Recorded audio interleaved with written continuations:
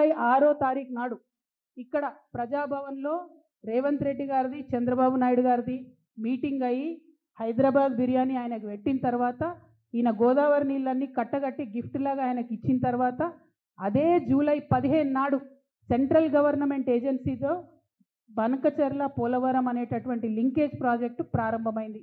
ఇది 100కి 100% వాస్తవం. ఈ విషయం మీద ఆంధ్ర ప్రాంత మేధావులు కూడా నిన్న ప్రెస్ మీట్ పెట్టిండ్రు. ఏబి వెంకటేశ్వరరావు గారు, కంబంపాటి పాపారావు గారు, అక్కినేని భవానీ ప్రసాద్ గారు, టి లక్ష్మీనారాయణ గారు వీళ్ళందరూ కలిసి నిన్న ప్రెస్ మీట్ పెట్టి మనం తెలంగాణ వాళ్ళని చెప్పినమే వాళ్ళు చెప్తున్నారు. ఆల్రెడీ నీళ్ళు ఇచ్చే ఏరియాకే మళ్ళీ నీళ్ళు తీసుకొచ్చే ఈ ప్రాజెక్టు ఎవరి కోసం కడుతురు, ఎందుకోసం కడుతురు, కేవలం మెగా సంస్థ కోసమే కడుతున్నారు అని అన్నారు. ఈ అవినీతి చక్రవర్తి గారి అవినీతి బార్డర్లు దాటిందనడానికి ఇది మరొక రుజువు. ఇక్కడ ఆయన ఒప్పుకున్నాడు, అక్కడ ప్రాజెక్టు మళ్ళా ఆయన ఫేవరెట్ సంస్థకే ఇస్తూ ఉన్నారు. ఇవన్నిటి అంశాల మీద కూడా ముఖ్యమంత్రి గారు ప్రజలకు తక్షణమే వివరణ ఇవ్వాలి.